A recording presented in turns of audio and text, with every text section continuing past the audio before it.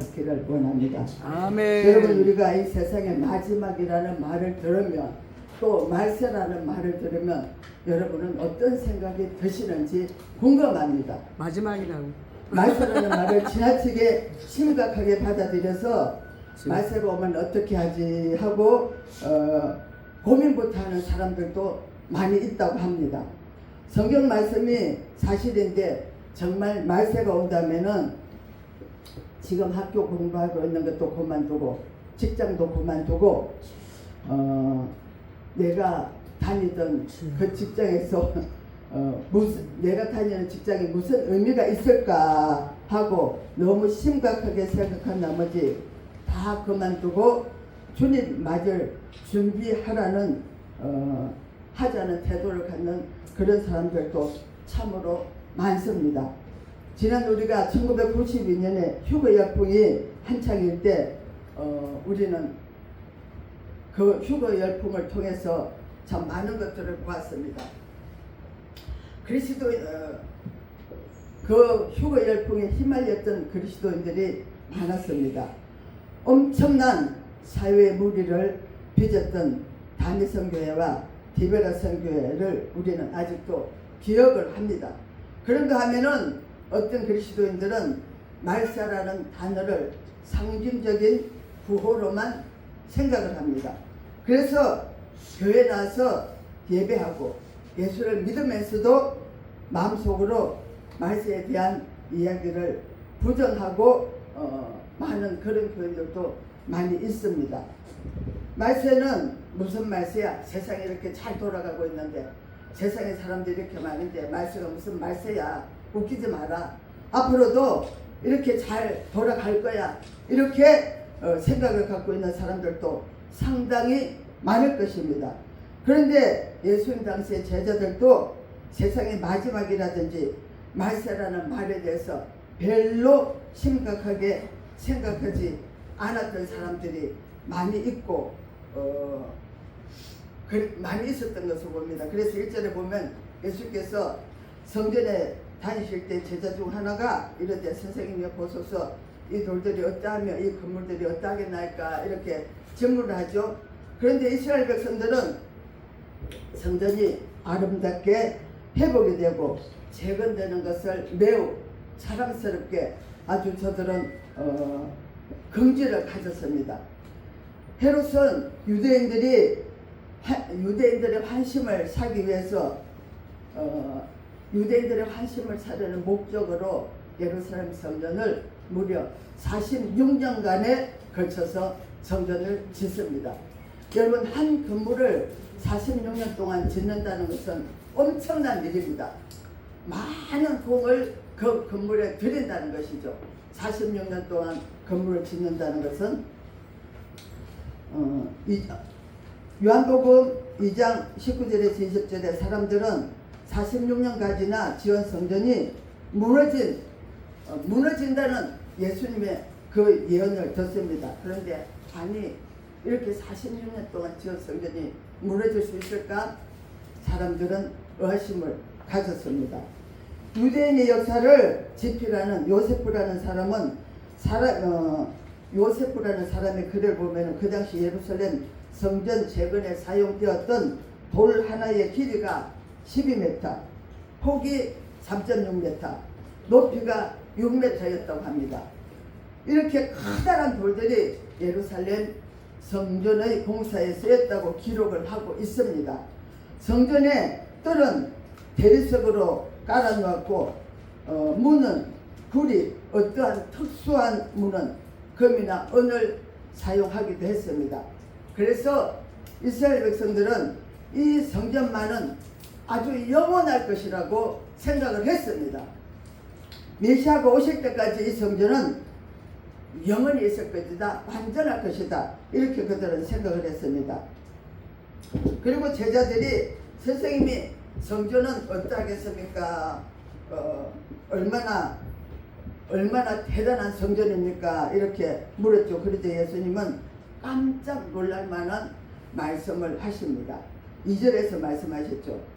예수께서 이르시되 내가 진실로 네게 이르노니 이 건물들을 보느냐 돌 하나도 돌 위에 남는 것 없이 다 무너지리라 이렇게 말씀을 하십니다. 근데 그 당시에 그곳에 있던 사람들의 마음이 어땠겠습니까? 동문서작 같은 예수님의 이 말씀을 들었던 그 당시 사람들은 아니 이럴 수가 있을까? 이렇게 견고한 돌들로 46년 동안이나 이렇게 지은 건물이 어떻게 넘어질 수 있단 말인가 이런 의심을 갖게 됩니다.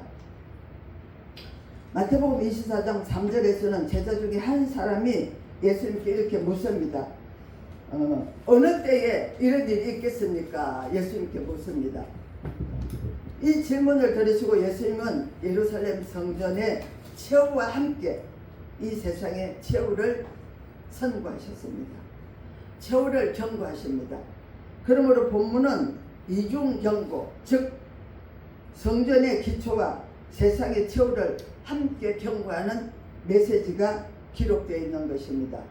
성전의 최후는 이 세상 최후의 서곡이 될 것이며 성전이 무너지는 것처럼 세상도 무너질 것이라는 사실을 보여줍니다. 그리고 성전이 무너지게 될 징조들은 세상이 무너지게 될 징조와 흡사할 것입니다. 실제로 예수님이 예언하신 대로 서기 70년경에 당시 로마의 황제 베스파시아누스의 아들이 이끄는 군대가 예루살렘을 짓밟고는 무려 100만인의 유대인들을 학살을 했습니다. 당시에는 엄청난 사건이었습니다.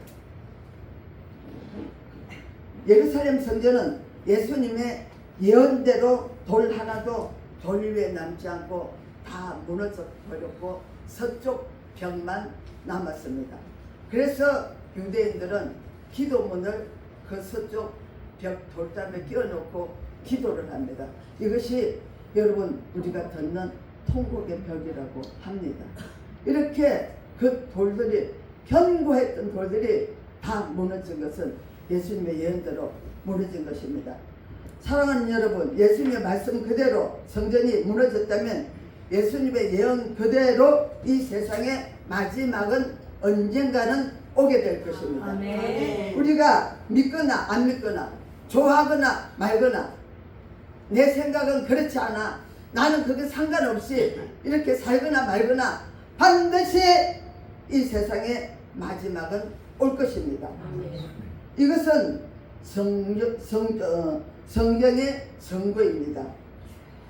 중요한 것은 그렇다면은 이 마지막을 우리가 어떻게 준비해야 하는 것입니다. 이 부분은 두 가지 핵심적인 것을 준비하게 합니다. 하나는 마지막 때의 징조를 잘 이해해야 되고, 두 번째는 마지막 때의 비밀을 이해해야 한다고 말을 합니다. 마가복음 13장에서는 여러 가지 징조들이 차례대로 배열되어 있습니다. 본문 8절까지의 내용 중에서는 대표적인 세 가지 징조가 나타납니다. 그러나 이런 징조들이 나타났다고 해서 곧바로 마지막이 오는 것은 아닙니다. 주의 깊게 본문 말씀을 보십시오. 7절로 8절입니다. 7절로 8절 우리 한번 봅니다. 난리와 난리의 소문을 들을 때에 두려워하지 말라. 이런 일이 있어야 하되 아직 끝은 아니니라. 민족이 민족을, 나라가 나라를 대적하여 일어나겠고 곳곳에 지진이 있으며 기근이 있으리니 이는 재난의 시작이니라 말씀을 하십니다. 그래서 오늘 본문의 말씀의 제목을 마지막의 시작이라고 붙여보았습니다. 우선 우리는 마지막이란 개념을 성경적인 의미에서 바르게 이해를 할 필요가 있습니다.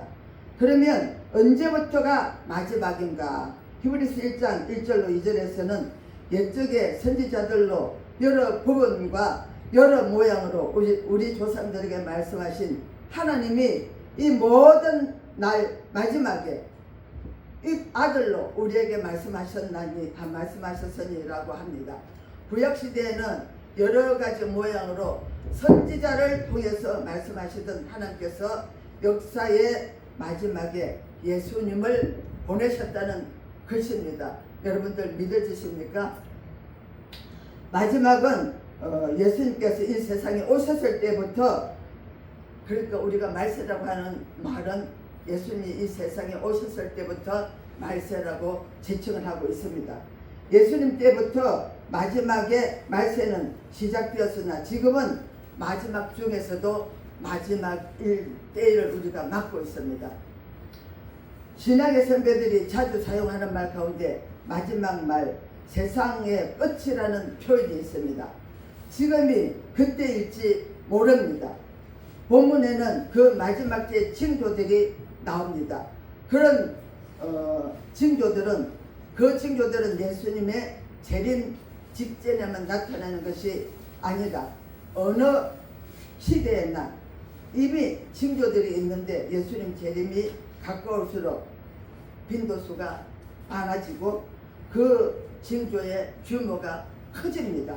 그래서 역사의 마지막에는 창세 이후에 없었던 커다란 반란이 찾아옵니다.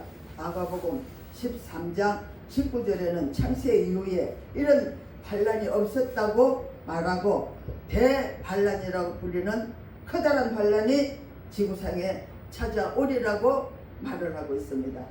그 다음 24절은 그때 그 환란 후 해가 어두워지며 달이 빛을 내지 아니하며 라고 말하고 26절에서는 그때의 인자가 구름을 타고 큰 권능과 영광으로 오는 것을 사람들이 보리라고 기록이 되어 있습니다. 역사의 마지막 징조들이 여기저기서 나타나니까 시간이 갈수록 종말의 징조가 계속이 되고 많아질 것입니다. 그러니까 마지막 큰 환란이 온 후에 드디어 예수님이 오실 것입니다. 이것이 마가복음 13장에서 전개하고 있는 역사의 종말의 때인 것입니다. 그 마지막을 알리는 징표로서 본문에는 세 가지 대표적인 징조가 기록이 되어 있습니다. 첫째 징조는 종교적인 미혹의 증가입니다. 5절 6절이 그것에 대해서 말하고 있는데 5절 6절에서 여러분들이 보시면 종교적인 미혹에 대해서 말하고 있습니다. 종교적으로 우리를 미혹시키는 이단들이 자꾸만 많아지고 그 교주들은 내가 그리스도다, 내가 메시아다 라고 말을 합니다. 여러분 제가 지난번에 시간이 늦게 밤을 한번 걸었는데 12시가 다 됐는데도 이단들은 그때도 전도하고 있더라고요. 전철구역에서 전철 사람이 나오는 역전에서 전도하고 있어요. 그래서 제게 전도를 하길래 그래서 소리를 빽질르면서 예수 똑바로 믿고 천국 가자고 왜 허송세로 오랐느냐고 그랬어요. 근데 이단들은 무서워요. 그러니까 이런 징조들이 날이 갈수록 더 성한다는 것입니다. 성경적으로 메시아라고 말하고 자기가 자칭 예수라고 말하는 그런 교주들이 많이 나온다는 것입니다. 이런 가짜 그리스도, 즉 가짜 예수가 많이 나오는데 마지막 평생 이 마귀의 마지막 평생 소원이 무엇인가 하면은 예수를 닮아가는 것입니다. 여러분 마귀의 마지막 소원은 내가 예수다, 예수라고 예수님을 닮아가는 것입니다. 그래서 교주들이 내가 메시아다, 내가 예수다 라고 말을 그들을 통해서 사단은 역사를 하는 것이죠. 예수님은 하나님의 아들인데 사람의 몸을 입고 오셨습니다. 마귀의 소원도 예수님처럼 사람의 모습으로 나타나는 것입니다. 아멘. 성경은 이렇게 그리스도를 중요하게 가장 한 존재인 적그리스도가 세계적인 영향을 가지면서 나타낼 것이라고 예언을 하고 있습니다.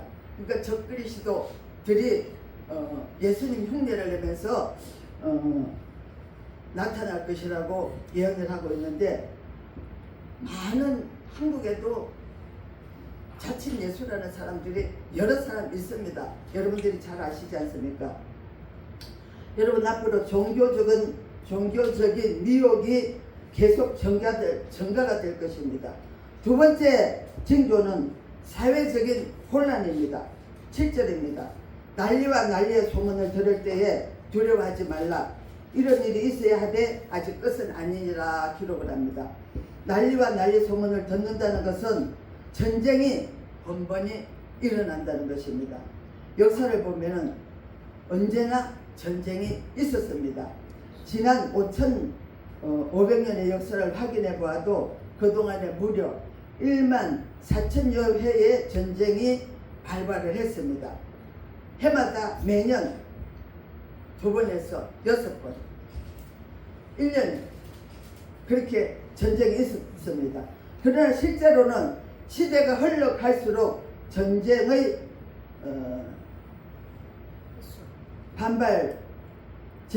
그러니까 전쟁이 일어나는 빈도수가 높아지고 있다는 것입니다. 시간이 갈수록. 그리고 전쟁의 규모도 더 커지고 사회적인 그러니까 파괴력도 낮에 갈수록 엄청나게 심각해진다는 것입니다. 그 마지막 전쟁을 우리가 지금 이 시대가 그 마지막 전쟁을 향해서 가고 있다고 성경은 말을 하고 있습니다.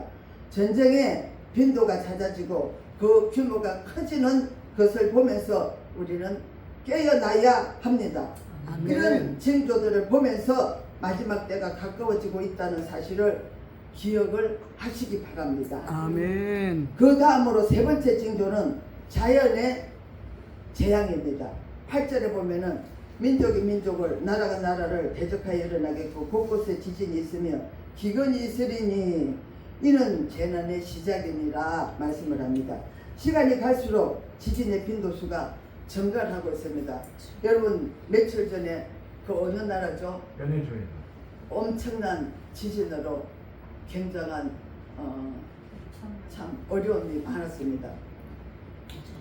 통계에 보면은 역 8세기에 일어났던 지진이 640여 차례가였는데 19세기에는 2119번이나 지진이 일어났다고 합니다. 그런데 더욱 놀랍게도 20세기에는 지진의 횟수가 2만 번, 약 10배가 늘어났습니다. 크고 작은 지진들이 세계 도처에서 일어났습니다. 기근은 어떻습니까? 여러분 기근은 어떻습니까? 멀리 가지 않아도 허리 잘린 우리 한반도 위쪽의 동력 땅에 엄청난 기근 시대가 벌어지고 있습니다.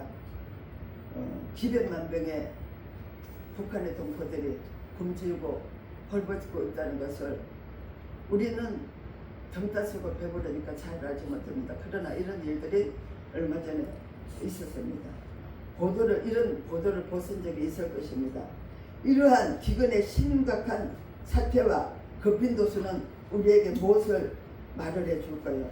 여러분 바람이 불고 번개가 치고 벼락이 치면은 큰 비가 내릴 것을 우리는 압니다. 그래서 대비를 해야 합니다. 그 대비를 하지 않으면은 비에 대한 엄청난 손해를 보겠죠. 이런 일련의 징조들을 보았다면은 마땅히 마지막을 준비를 해야 옳을 것입니다. 여러분과 저는 마지막을 어떻게 준비하고 있습니까? 그러기 위해서는 우리도 마지막 때의 비밀을 이해를 해야 합니다. 아멘. 마가복음 13장 32절에 보니까 그러나 그날과 그때는 아무도 모르나니 하늘에 있는 천사들도 아들도 모르고 아버지만 아시느니라 기록했습니다. 그날과 그 시는 아무도 모른다고 하셨습니다. 심지어 하나님의 아들조차도 모른다고 하셨습니다. 여러분 왜 그 마지막 때를 비밀로 하셨는지 여러분 궁금하지 않으십니까? 왜 주님 오신다면 내가 언제 갈 것이다 너희 좀 준비해라 이렇게 하시면 얼마나 좋겠습니까? 그런데 왜 비밀로 하셨을까요? 주의하라 깨어있으라 그때가 언제인지 알지 못함이니라. 가령 사람이 집을 떠나서 타국으로 갈 때 그 종들에게 권한을 줘서 각각 사물을 맡기며 문지기에게 깨어있으라고 말한 것 같으니 그러므로 깨어있으라. 집주인이 언제 올는지 혹 저물 때일는지 밤중일는지 닭 물때일지 새벽일는지 너희가 알지 못함이라. 그가 호련히 와서 너에게 자는 것을 보지 않도록 주의하라. 그래서 깨어 있으라. 너에게 하는 이 말이 모든 사람에게 하는 말이니라 하시니라. 한 주인이 먼 곳으로 떠나면서 종들에게 집도 맡기고 사업도 맡기고 그 주인의 모든 것을 종들에게 맡겼습니다. 그러면서 깨어 있으라. 내가 언제 올지 너희들이 모른다. 이렇게 말을 하고 떠났습니다. 주인이 언제 올는지는 아무도 모르지만은 반드시 그 주인은 돌아옵니다. 아멘. 먼저 주인은 왜 그렇게 말을 했을까요? 그 자신이 언제 올는지 그 자신이 언제 올는지 인간들의 우둔함과 나태함을 아시는 주님은 그날을 비밀로 하셨습니다. 아멘. 그래서 인간들이 깨어 있으라고 말씀을 합니다. 그날이 오늘일 수도 있다는 심정으로 살도록 하기 위함입니다. 아멘. 우리가 내일은 없어. 제가 이번에 갑자기 그런 일을 당하고 보니까 사람은 정말 내일은 없구나. 오늘 밤에 무슨 일을 당하는지 모르겠구나. 그날 저녁에 저희 장로님도 분명히 저녁 식사를 잘했습니다. 그리고 아프다는 말이 없었어요. 그리고 갔는데 그날 밤으로 갔어요. 근데 제가 수술 끝나고 그 몸을 만져보니까 이미 몸은 차가워졌어요. 맥박은 뛰고 있는데 몸이 차가워졌어. 그래서 왜 맥박은 뛰고 있는데 몸이 차냐? 간호원이 한 사람인데 물어보니까 인공호흡기를 붙여놨기 때문에 이것만 뛰고 있는 거예요. 이미 호흡은 끊어진 상태였던 거예요. 호흡기를 끄니까 그냥 멎어지는 거예요. 그러니까 우리는 하나님이 우리를 부르시면은 뭐 오늘이 될지 내일이 될지 우리는 아무도 알지 못하죠. 그런데 우리는 항상 준비를 하라는 말씀이죠. 주님은 내일 오실 수도 있고 오늘 밤에 오실 수도 있습니다. 아멘. 오늘 밤에 오신다면 우리는 준비하고 있어야 되지 않겠습니까? 아멘. 이것이 바로 종말론적 삶의 자세입니다. 아멘. 모든 생활을 버리고 산속에 있는 기도원으로 가는 것이 아니고 주님이 오늘 오실 수도 있다는 생각으로 주님 앞에 부끄럽지 않게 살아가기 위해서 가정생활을 단정하게 하며 직장생활도 규모 있고 질서 있게 하는 것입니다. 많은 믿는 자의 본분을 지켜가면서 내일 지구에 종말이 올지라도 한 그루의 사과나무를 심어서 이 사과나무를 돌보며 밭에 씨를 뿌리며 오늘에 충실하면서 살기를 바라시는 것입니다. 아멘. 어느 한순간도 주님이 나를 부르셔도 부끄럽지 않도록 깨어있는 삶의 자세가 바로 종말론적인 삶의 자세인 것입니다. 아멘. 여러분과 저는 이렇게 살아있는 삶을, 깨어있는 삶을 살아야 합니다. 아멘. 얼마 전에 극동방송에서 들은 얘기가 생각이 납니다. 어느 교회 집사님이 피암 진단을 받았습니다. 근데 이 집사님이 자기가 병실에서 있는데 병원 복도에서 자녀들이 6개월밖에 안 남았대. 엄마 6개월밖에 안 남았대. 이런 말을 들었습니다. 그래서 이 집사님은 나한테 믿음이 아주 좋았던 것 같습니다. 내게 아직도 6개월이라는 시간이 있구나. 그래서 열심히 일을 하고 돈을 벌어서 서먹서먹 했던 사람들하고 맛있는 것도 먹고 빚진 것도 있는 것도 갚고 아주 그 남은 삶을 최선을 다해서 살았습니다. 아멘. 그런데 6개월이 지나도 안 이 죽어. 집사님이 건강한 거예요. 아멘. 그래서 그 주위의 사람들이 아니 병원을 한번 가봐라. 왜 건강하냐. 그래서 다른 병원에 가봤습니다. 그랬더니 전 병원에서 오진이 났던 거예요. 그 젊은 집사님 오진이 나서 그래서 그 집사님이 그랬습니다. 주위의 사람들이 이건 아니다. 병원에 항의를 해라. 그런데 그 집사님이 뭐라 그러냐면 아니다. 나는 내가 내 평생 살아왔던 것보다도 지난 6개월의 삶이 제일 값지고 내가 최선을 다해서 살았다. 아멘. 아멘. 네. 나는 앞으로 내 남은 삶이 얼마인지 알지 모르지만 내가 이렇게 살 것이다. 이렇게 말을 하더라고요. 아멘. 얼마나 멋져요, 여러분. 아멘. 얼마나 멋진 아멘. 간증이에요. 아멘. 그 6개월 동안이나 죽음을 준비했던 그 집사님이 그런 마음의 각오를 가지면서 내가 남은 삶 동안 지난 6개월처럼 최선을 다해서 살아야지 이렇게 생각을 했던 그 마음을 생각이 났습니다. 아멘. 그렇게 자기 주변을 정리해가면서 살았던 그 사람이 지난 고백을 했던 것을 들으면서 제 자신을 돌아보게 되었습니다. 하나님은 우리에게 남은 삶이 6개월이 될지 1년이 될지 혹은 반년이 될지 우리는 알지 못합니다. 아멘. 우리의 주인은 누구예요? 하나님. 하나님이시다. 아멘. 만약에 여러분들 생각 한번 해보세요. 생명의 주인이 사람이라면 돈 있는 사람들이, 부자들이, 그분들이 그 생명을 위해서 모든 것을 다 투자하지 않겠습니까? 그래서 부자들은 많이 오랫동안 살 것이고 돈이 없는 사람들은 아마 빨리 갈 것입니다. 그렇지만 하나님은 모든 사람들의 생명의 주인이 하나님이시기 때문에 이 하나님이 공평하게 하셨어요. 아멘. 부자도 가난한 자도 주인이 아버지가 때가 되면 그 생명을 부르시는 것을 우리는 기억을 합니다. 하나님 앞에서 걸어가고 있다는 심정으로 우리는 하루하루를 살아야 할 것입니다. 여러분, 우리가 지금 보면은 입으로도 참 죄를 많이 져요. 생각으로 짓는 죄뿐만 아니라 입술로도 죄를 많이 짓습니다. 그리고 우리가 주의 종들이라고 하지만 서로 시기하고 미워하고 이런 생각도 많이 가지는 것 같아요. 그래서 우리가 예를 들어서 얼음판을 이렇게 걸어가면 그 얼음이 깨트려질까 조심조심 하잖아요. 주님 앞을 우리가 걸어간다면 하나님 앞에서 무엇을 내세우겠습니까? 전혀 우리는 내세울 것이 없습니다. 왜 그러냐? 하나님께서 우리 머릿속부터 발끝까지 우리 생각을, 우리 내장을, 우리 오장육부를 너무도 잘 아시기 때문입니다. 우리보다도 우리를 더 잘 아시는 아버지가 예를 들어서 우리 앞에 계시고 우리가 그 앞으로 통과해야 된다면 우리가 조심하지 않겠습니까? 아멘. 막 걸어갈 수는 없겠죠. 여러분, 다시 오신다고 약속하신 주님은 성경을 통해서 우리의 마음의 문을 두드리고 계십니다. 성령께서 오늘도 저와 여러분들의 마음을 두드리고 계십니다.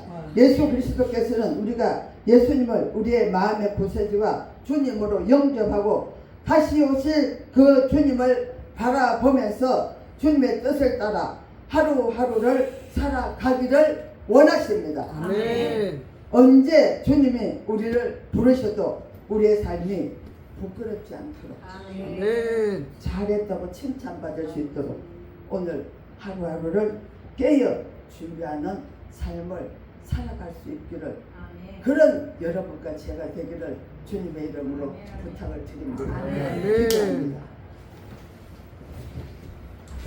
살아계신 아버지 하나님, 마지막 때를 살아가는 우리의 모습을 하나님 앞에서 부끄럽지 않는 삶을 살아가도록 우리를 붙들어 주시고 하나님 백성으로 인쳐 주셨사오니 하나님의 자녀들을 보고 주셨사오니 끝까지 우리를 붙들어 주시기를 예수님의 이름으로 기도 올립니다. 아멘.